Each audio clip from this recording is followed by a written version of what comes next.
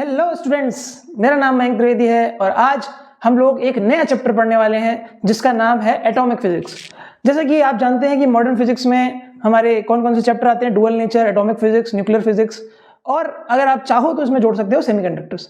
ये सारे के सारे चैप्टर्स बहुत ही ज़्यादा इंपॉर्टेंट है क्योंकि इसका हाई वेटेज। तो आज हम लोग एक ऐसे ही चैप्टर पढ़ने वाले हैं जिसका वेटेज अच्छा है और बहुत आसान चैप्टर है, जिसका नाम क्या है? Atomic physics.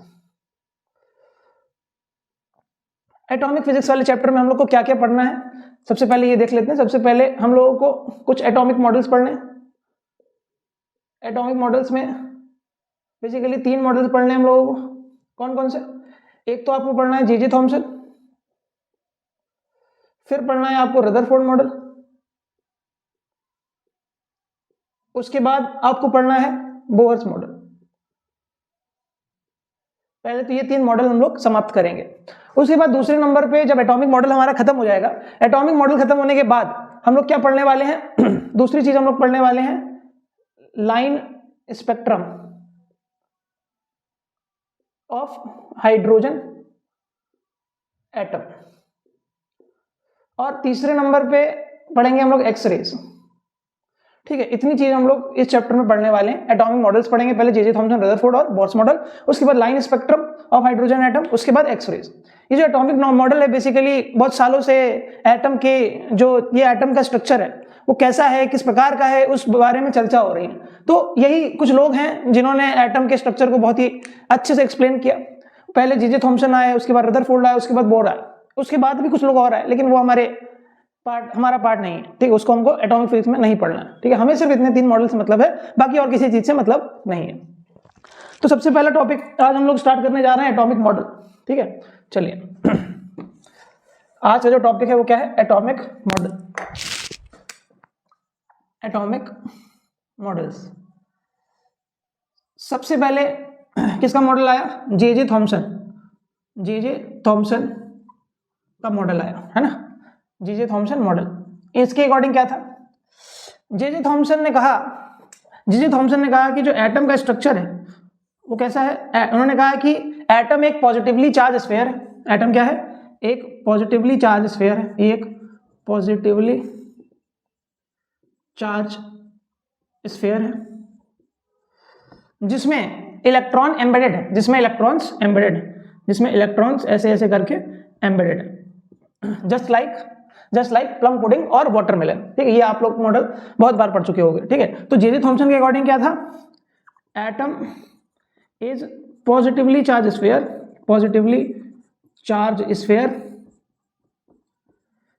in which electrons are embedded just like plum pudding और वाटरमेलन। ठीक है, और इन्होंने देखो ये बात तो गलत हो गई थी आगे चल के कि एटम का जो स्ट्रक्चर है वो ऐसा नहीं, लेकिन इन्होंने एक सही बात कही थी। सही बात क्या कही थी? कि अमाउंट ऑफ पॉजिटिव चार्ज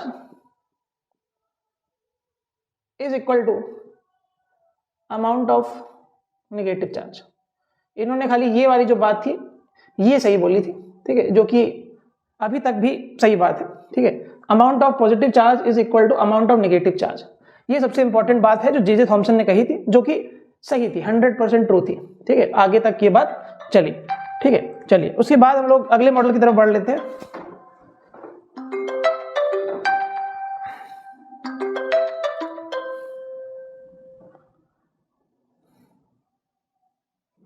चलिए अगले मॉडल की तरफ बढ़ते हैं।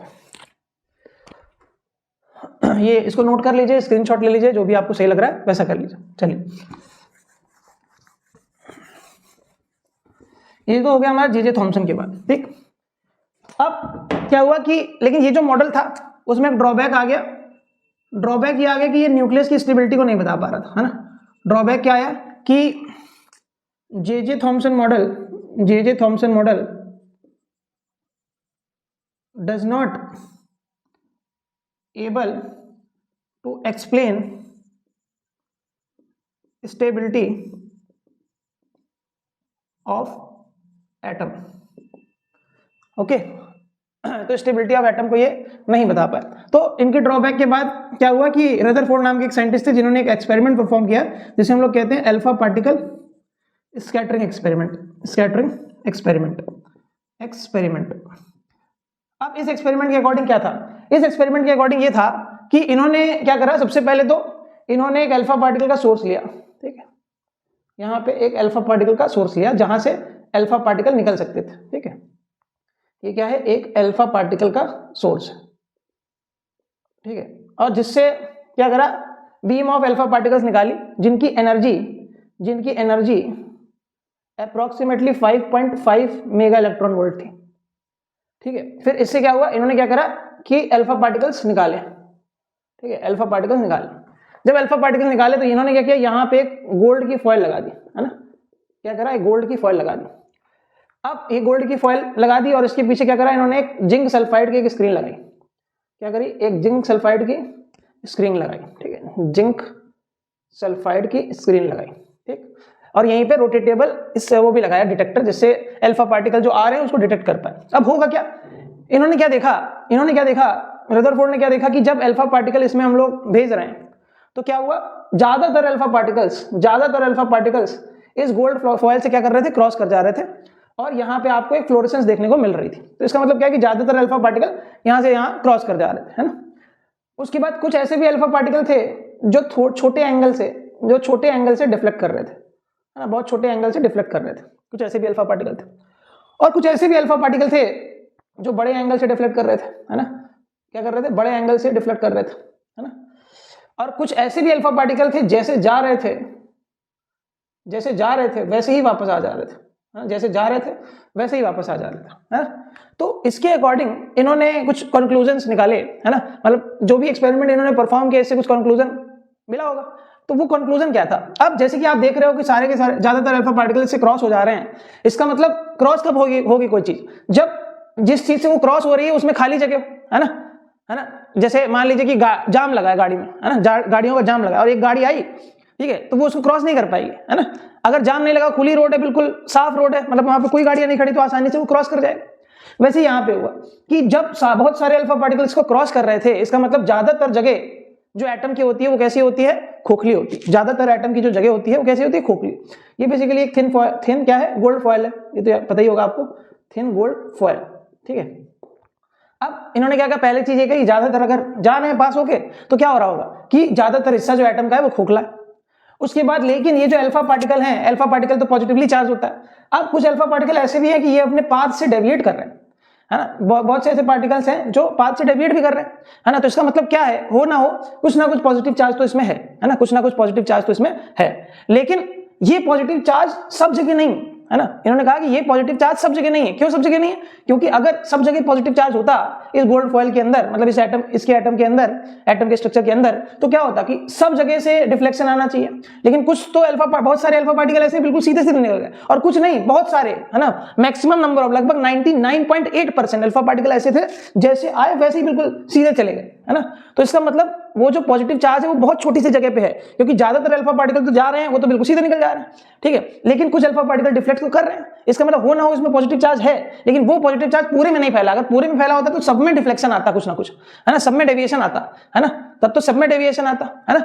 तो इस वजह से क्या हुआ कि इसमें जो पॉजिटिव चार्ज इन्होंने कहा कि एक जगह इकट्ठा होकर रखा है, और उस जगह को इन्होंने नाम दिया न्यूक्लियस, है ना। जहां पे सारा का सारा पॉजिटिव चार्ज इकट्ठा होकर रखा है, सारा का सारा पॉजिटिव चार्ज इकट्ठा होकर रखा है, उस जगह को इन्होंने नाम क्या दे दिया, न्यूक्लियस, न्यूक्लियस ऑफ एटम, ठीक है। और इन्होंने कहा कि सारा का सारा जो पॉजिटिव चार्ज है या सारा का सारा जो मास है, यहां पे आप मान सकते हो कि सारा का सारा मास और सारा का सारा चार्ज है, और उस जगह को इन्होंने नाम दे दिया न्यूक्लियस ऑफ द एटम, ठीक है, न्यूक्लियस ऑफ एटम, ठीक। एक तो ये बात हो गई, है ना। तो इससे जो कंक्लूजन निकले, है ना, वो हम लोग देख लेते हैं, वो इंपॉर्टेंट है, उसको आपको याद रखना है, ठीक है। चलिए आप डायग्राम बना सकते हो, इसका कोई दिक्कत नहीं है, डायग्राम बना लीजिए। हम लोग अगले उस पर चलते हैं कि हम लोग को क्या लिखना है, ठीक है। यहाँ पे हम लोग वो डायग्राम छोटे में बना लेते हैं। यहाँ अल्फा पार्टिकल, यहाँ गोल्ड फॉइल, यहाँ जिंक सल्फाइड की स्क्रीन, ठीक। Most of the alpha particle crosses, ज्यादातर अल्फा पार्टिकल क्या कर रहे हैं, क्रॉस कर जा रहे हैं, ठीक है। लेकिन कुछ अल्फा पार्टिकल ऐसे हैं जो छोटे एंगल से डेविएट कर रहे हैं, है ना, और कुछ अल्फा पार्टिकल ऐसे हैं जो बड़े एंगल से डेविएट कर रहे हैं, है ना। कुछ ऐसे अल्फा पार्टिकल जो बड़े एंगल से डेविएट कर रहे हैं, कुछ ऐसे अल्फा पार्टिकल हैं जैसे जा रहे हैं वैसे ही वापस आ जा रहे हैं, है ना, कुछ ऐसे भी है। ठीक है, तो इन्होंने ऑब्जर्व क्या किया, सबसे पहले तो ये ऑब्जर्व क्या किया,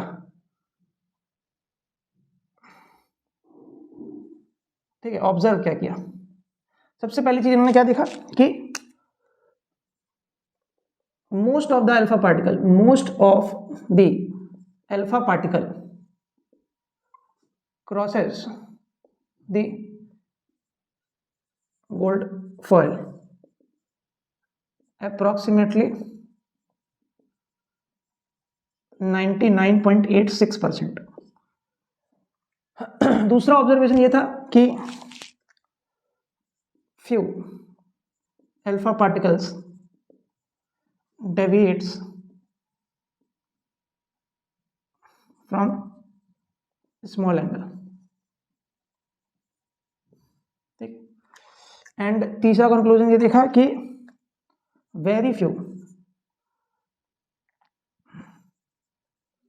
very less number of alpha particles deviates by more than 90 degree angle. ठीक है, ये इन्होंने ऑब्जर्वेशन निकाला। ऑब्जर्वेशन के बाद इन्होंने कंक्लूजन क्या निकाला, इन्हीं ऑब्जर्वेशन का इस्तेमाल करके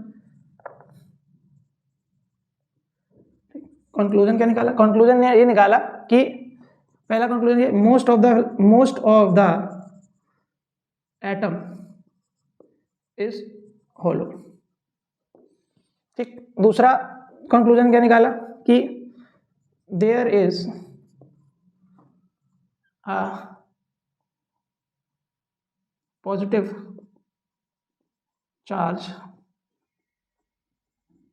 in the nucleus which is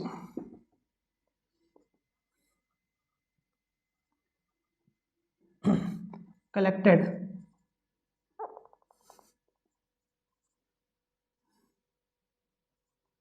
at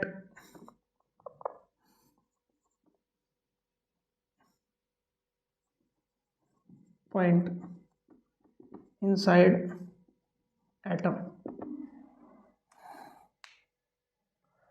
There is a positive charge in the nucleus which is collected at any point inside atom. ठीक है, ये दो कंक्लूजन इन्होंने निकाले। तीसरा कंक्लूजन इन्होंने निकाला कि number of scattering particles n is directly proportional to inversely proportional to sin to the power 4 theta by 2। ठीक है, number of scattering particles is directly proportional to sine की पावर 4 थीटा बाय 2।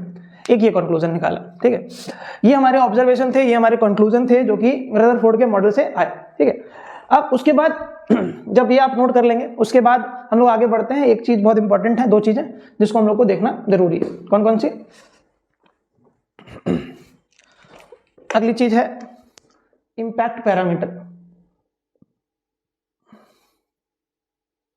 ठीक है, impact parameter. और दूसरी चीज जो हमको देखनी है वो देखनी है डिस्टेंस ऑफ क्लोजेस्ट अप्रोच। इससे क्वेश्चन आते हैं, इसलिए इसको ध्यान से देखिएगा। Distance of closest approach, impact parameter को हम लोग बी से दर्शाते हैं, डिस्टेंस ऑफ क्लोजेस्ट अप्रोच को आर नॉट से दर्शाते हैं। होता क्या है, जैसे मान लीजिए कि ये अल्फा पार्टिकल आ रहा है। ठीक है, ये हमारा अल्फा पार्टिकल आ रहा है, ये हमारा अल्फा पार्टिकल है जो कि आ रहा है, अल्फा पार्टिकल। ठीक है, ये हमारा क्या है, न्यूक्लियस मान लेते हैं। ठीक है, न्यूक्लियस, और ये हमारा न्यूक्लियस का centre.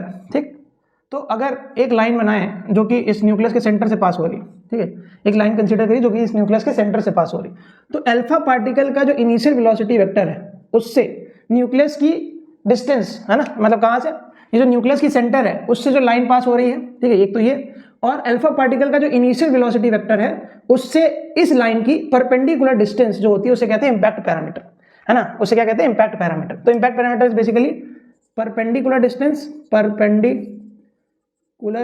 Distance from the line passes through center of nucleus, उसे हम लोग कहते हैं इम्पैक्ट पैरामीटर। ठीक है, अब आपको एक चीज ये भी समझ में आ रही होगी, अगर मान लीजिए कि इम्पैक्ट पैरामीटर छोटा है तो क्या होगा, अगर इम्पैक्ट पैरामीटर छोटा है तो मान लेते अल्फा पार्टिकल यहां से आ रहा, यहां से जाता, तो क्या होता कि अल्फा पार्टिकल जब यहां से जाता तो ये न्यूक्लियस के ज्यादा पास से जाता, तो डिफ्लेक्शन ज्यादा होता, क्योंकि डिस्टेंस कम हो जाती है। डिस्टेंस कम हो जाती है, रिपल्सन ज्यादा क्यों होता है, क्योंकि अल्फा पार्टिकल एक चार्ज है, न्यूक्लियस इसमें भी चार्ज है, तो उनके बीच में एक इलेक्ट्रोस्टैटिक रिपल्सन लगता है, क्योंकि दोनों पॉजिटिव चार्ज है। ठीक है, जिसकी वजह से क्या होगा, अगर डिस्टेंस कम हो गया, और आप जानते हैं जो फोर्स ऑफ रिपल्सन होती है वो क्या होती है, फोर्स जो होती है inversely proportional to r square होती है, आप कूलम्स लॉ से पढ़ चुके हो। ठीक है, तो अब अगर ये डिस्टेंस हम लोग कम करेंगे, तो जैसे ये अल्फा पार्टिकल यहां से जा रहा है तो ये डिस्टेंस कम हो जाएगी, ये डिस्टेंस कम होगी तो दोनों चार्जेस के बीच का जो सेपरेशन है वो कम हो जाएगा।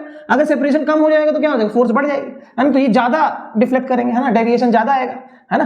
तो एक चीज आप यहां पे ये कह सकते हो कि जो इंपैक्ट पैरामीटर होता है ना, impact parameter b is inversely proportional to deviation angle.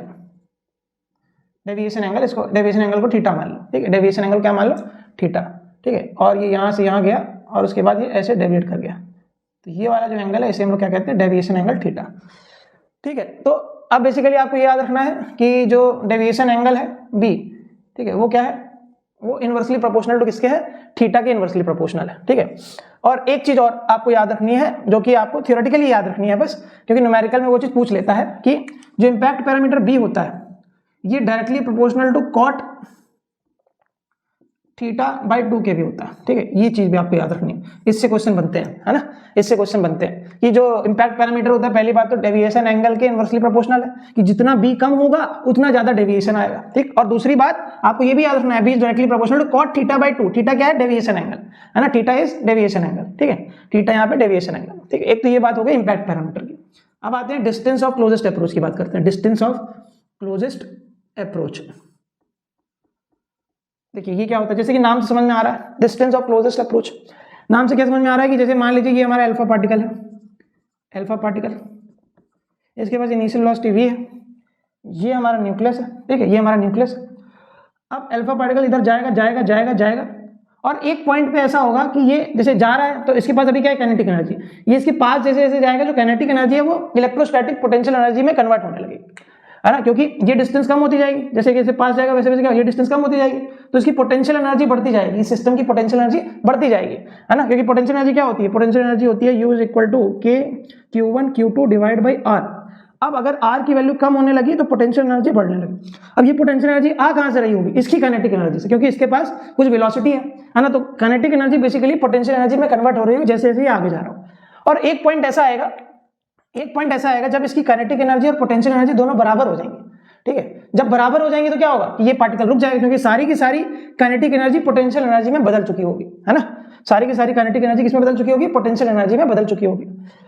ठीक है, तो मान लेते हैं एक पॉइंट है, इससे क्या दूरी पे, r0 दूरी पे, जहां पे सारी की सारी काइनेटिक एनर्जी कन्वर्ट होगी पोटेंशियल एनर्जी। तो अगर एनर्जी कंजर्वेशन लगाएं तो इनिशियली अगर using energy conservation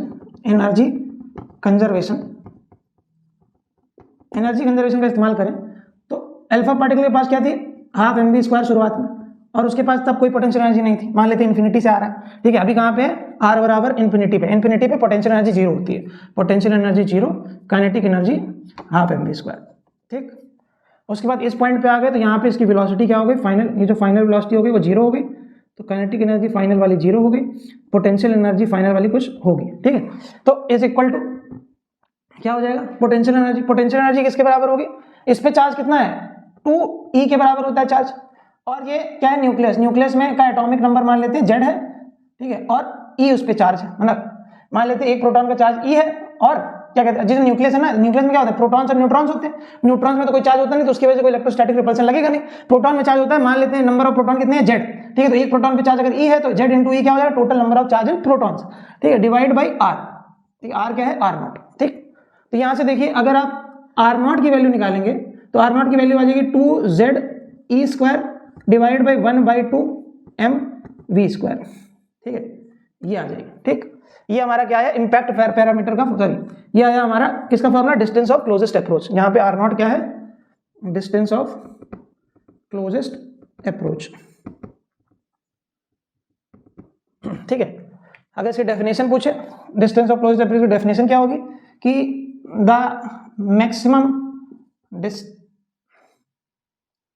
distance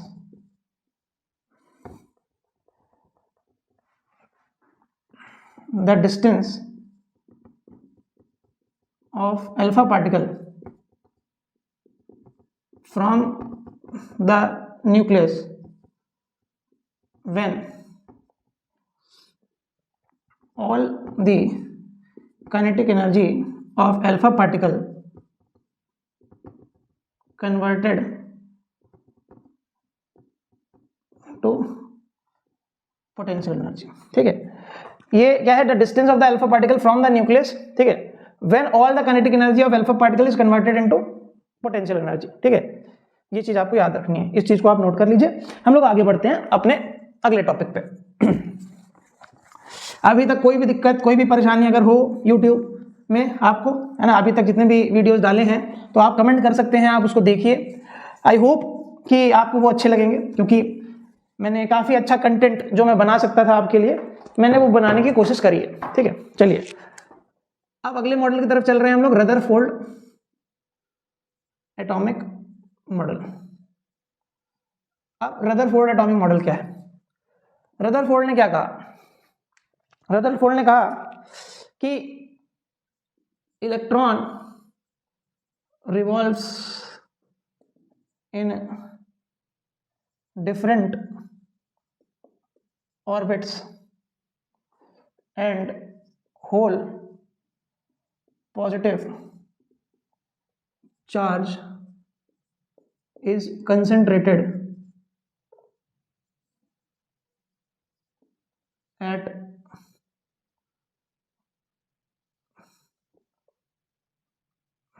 point inside atom called as nucleus, called as nucleus। ठीक है, electron revolve in different orbit and whole positive charge is concentrated at point inside atom called as nucleus. दूसरी चीज, the required centripetal force to revolve around nucleus is provided by electrostatic force of attraction between electrons and nucleus। ठीक, मतलब required centripetal force है वो क्या दे रहे हैं? Electrostatic force दे रही है। सेंट्रीपिटल फोर्स का फॉर्मूला mv²/r, और Fe ये जो इलेक्ट्रोस्टैटिक फोर्स है वो क्या होती है? K Q1 Q2/r²। अब Q1 इलेक्ट्रॉन की बात कर रहे हैं और Q2 तो न्यूक्लियस के चार्ज की बात कर रहे हैं, डिवाइड बाई क्या होगा? r²। ठीक है, r से r कैंसिल हो गया, तो ये mv² = kZe²/r। ठीक है, ये चीज़ तो रदरफोर्ड के मॉडल से आया था। ठीक है, तो ये रदरफोर्ड का मॉडल था। इनके अकॉर्डिंग ये था कि जो इलेक्ट्रॉन्स है वो डिफरेंट ऑर्बिट में घूम रहे हैं। ठीक है, और जो पॉजिटिव चार्ज है जो पूरे एटम का, वो एक पॉइंट पे कंसंट्रेटेड है, जिसको इन्होंने नाम दिया न्यूक्लियस। उसके बाद रिक्वायर्ड सेंट्रीपिटल जो चाहिए, सेंट्रीपिटल फोर्स जो चाहिए इलेक्ट्रॉन को सर्कुलर पाथ में घूमने के लिए, वो कौन प्रोवाइड कर रहा है? Electrostatic force of attraction between electron and the nucleus. ठीक है, ये हमारा रदरफोर्ड मॉडल था। अब इनके जो मॉडल में भी दो ड्रॉबैक थी, जिनकी वजह से इनका मॉडल भी फेल हो गया। ठीक है, लेकिन इन्होंने न्यूक्लियस को एक्सप्लेन करके बहुत ही अच्छी चीज बताई, है ना, जो कि बहुत इंपॉर्टेंट डिस्कवरी थी, इसलिए इनका नाम लिया जाता है। उसके बाद इनकी जो है ड्रॉबैक देखिए, इनकी दो ड्रॉबैक्स हैं। पहली ड्रॉबैक ये है कि it also can not able to explain stability of atom, as according to Maxwell, if any charge particle is in accelerated motion, then it emits energy in form of electromagnetic radiation. अब ये क्या करें कि इनकी जो stability थी, जो कि स्टेबिलिटी की बात हो रही है, एटम की स्टेबिलिटी की बात हो रही है, तो रदरफोर्ड एटम की स्टेबिलिटी को नहीं बता पाए थे। अब क्यों नहीं बता पाए थे? क्योंकि मैक्सवेल के अकॉर्डिंग क्या होता है, कोई भी चार्ज पार्टिकल अगर एक्सेलरेटेड मोशन में होता है तो वो अपने अंदर से एनर्जी निकालता है इलेक्ट्रोमैग्नेटिक रेडिएशन की फॉर्म में। जैसे कि यहाँ पे है न्यूक्लियस, और मान लेते हैं कि ये हमारे इलेक्ट्रॉन्स है, ये हमारे इलेक्ट्रॉन है, ऐसे मान लेते हैं ये हमारा न्यूक्लियस है, ठीक है, ये हमारा इलेक्ट्रॉन है, ठीक। अब क्या होगा कि जब इलेक्ट्रॉन एक सर्कुलर पाथ में घूमेगा, है ना, इलेक्ट्रॉन एक सर्कुलर पाथ में घूमेगा, तो क्या होगा कि हर जगह इलेक्ट्रॉन की जो वेलोसिटी की डायरेक्शन वो चेंज होगी। अगर वेलोसिटी की डायरेक्शन हर बार चेंज होगी तो इसका मतलब इलेक्ट्रॉन एक एक्सेलरेटेड मोशन में है और इलेक्ट्रॉन एक चार्ज पार्टिकल। इसका मतलब अगर चार्ज पार्टिकल एक्सेलरेटेड मोशन में है तो मैक्सवेल के अकॉर्डिंग क्या होता है, ये इलेक्ट्रोमैग्नेटिक रेडिएशन निकालेगा अपने अंदर से। क्या निकालेगा? इलेक्ट्रोमैग्नेटिक रेडिएशन, है ना, इलेक्ट्रोमैग्नेटिक रेडिएशन बाहर निकालेगा, और ये एक प्रकार की एनर्जी है। इसका मतलब ये एनर्जी लॉस करेगा। क्या करेगा? एनर्जी लॉस करेगा, एनर्जी लॉस करेगा। अब एनर्जी लॉस करेगा तो क्या होगा, जैसे जैसे एनर्जी लॉस करेगा तो इसका जो ऑर्बिट था वो थोड़ा सा पास में आ जाएगा, ठीक है। फिर एनर्जी इसने लॉस किया, फिर ऑर्बिट थोड़ा सा छोटा हो गया, फिर एनर्जी लॉस किया और छोटा हो गया, फिर एनर्जी लॉस किया और छोटा हो गया। एक समय ऐसा आएगा कि जो इलेक्ट्रॉन है न्यूक्लियस में जाके कोलैप्स कर जाएगा, है ना। तो एक टाइम ऐसा आएगा, एट एनी टाइम, ऐसे कह सकते हो, after some time electron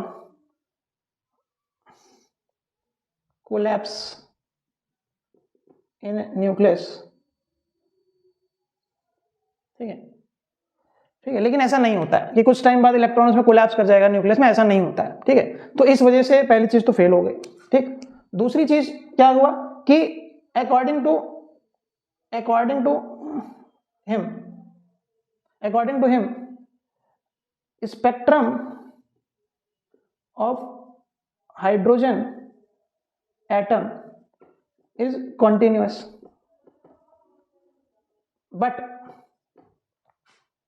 but it is not true,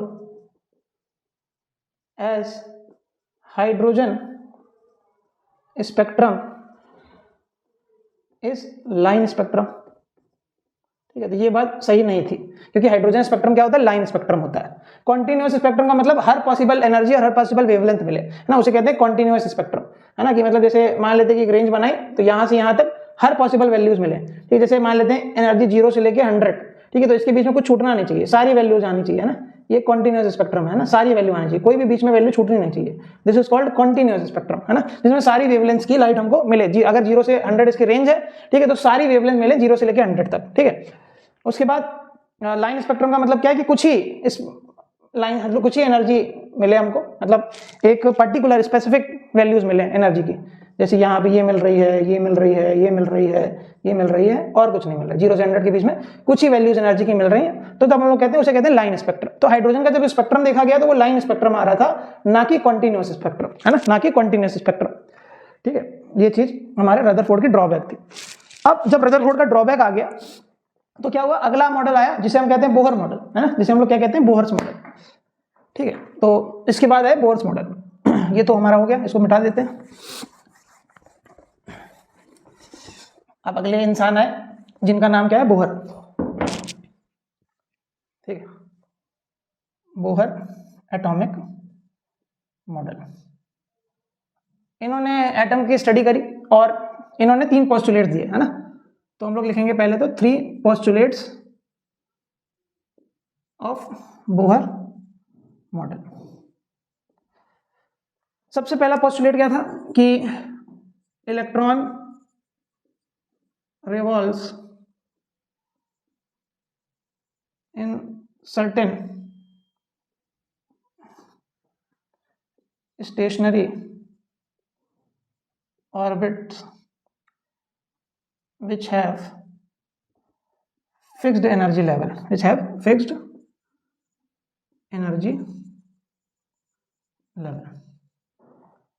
ठीक है। certain stationary orbits which have fixed energy levels, ठीक है। ये तो हमारा पहली चीज इन्होंने ये बोली कि जो इलेक्ट्रॉन है वो सर्टेन ऑर्बिट में रिवॉल्व करते हैं और जिनकी फिक्स्ड एनर्जी लेवल है, और ये भी है कि required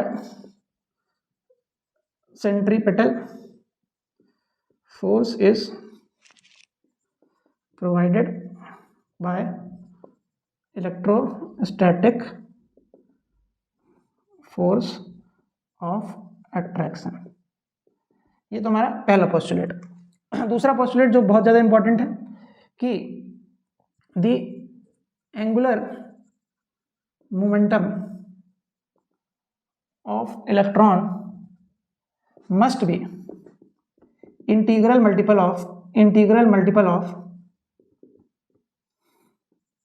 h/2 pi.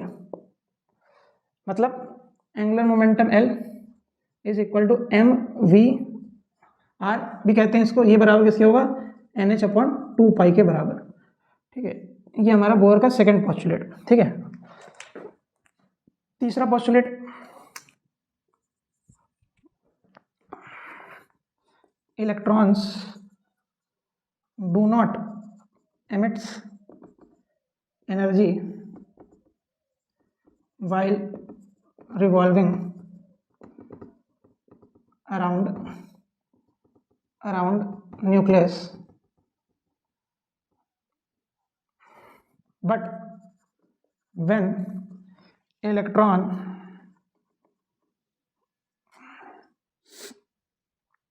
goes from higher energy level to lower energy level, then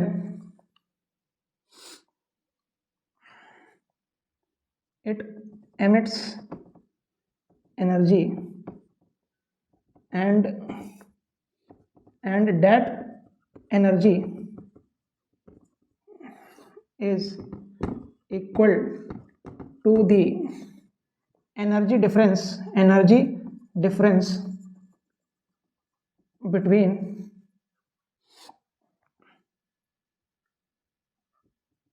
two energy levels।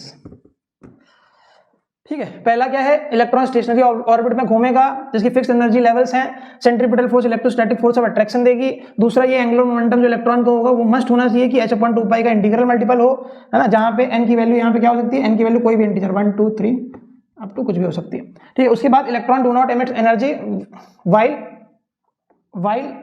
Revolving around nucleus, but when electron goes from higher energy level to lower energy level, then it emits energy and that energy is equal to the energy difference between the two energy levels। ठीक है, ये हमारे तीन postulate थे, है ना, bore के तीनों पोस्टुलेट्स ये हैं हमारे। ठीक है, अब ये जो हमारा तीसरा पोस्टुलेट है इसको थोड़ा सा मैथमेटिकली लिख लेते हैं, ये आप लोगों ने लिख लिया होगा। अब हम लोग आगे बढ़ते हैं और लिखते क्या है, ये जो तीसरा वाला पोस्टुलेट है इसको थोड़ा सा मैथमेटिकली भी लिख लेते हैं कि जैसे मान लीजिए ये हमारा न्यूक्लियस है और ये हमारी फिक्स्ड एनर्जी लेवल्स हैं। ठीक है, ये क्या है, n बराबर 1, ये क्या है n बराबर 2, ये क्या है n बराबर 3। ठीक है, जैसे फिक्स्ड एनर्जी, इसके बाद भी बहुत सारे हो सकते हैं। अब इलेक्ट्रॉन मान लेते हैं यहाँ पे था, है ना, इस पे इलेक्ट्रॉन क्या था, यहाँ पे था। अब यहाँ से क्या हुआ, इलेक्ट्रॉन यहाँ पे ट्रांजिशन कर लेता है, मान लेते हैं। ठीक है, ऊपर वाले एनर्जी लेवल से नीचे वाले एनर्जी लेवल पे आता है, तो ये क्या करेगा, ये एक एनर्जी बाहर निकालेगा, यहाँ पे क्या करेगा, एनर्जी बाहर निकालेगा। और ये जो एनर्जी होगी E, ये जो एनर्जी E है ये किसके बराबर होगी, एनर्जी डिफरेंस के बराबर। मान लेते हैं n बराबर 2 वाले की जो एनर्जी है वो E2 है और इसकी कितनी है, E1, तो एनर्जी डिफरेंस क्या होगा, E2 माइनस E1। ठीक है, तो E is equal to E2 minus E1। और E हमारा क्या है, यहाँ पे जो एनर्जी निकलती है वो फोटोन के फॉर्म में निकलती है, तो इसको आप h न्यू भी लिख सकते हो, is equal to E2 minus E1। ठीक है, या फिर आप लिख सकते हो hc by lambda is equal to E2 minus E1। ठीक है, या फिर आप ये भी लिख सकते हो 12400 divide by lambda in angstrom is equal to E2 minus E1। ठीक है, तो कुछ फॉर्मूलाज हैं जो कि आपको याद रखने हैं, है ना, ये इसका मैथमेटिकल एक्सप्रेशन है जो कि आपको याद रखना है। ठीक है, यहाँ पे E क्या है, एमिटेड एनर्जी, E2 क्या है, एनर्जी ऑफ N2।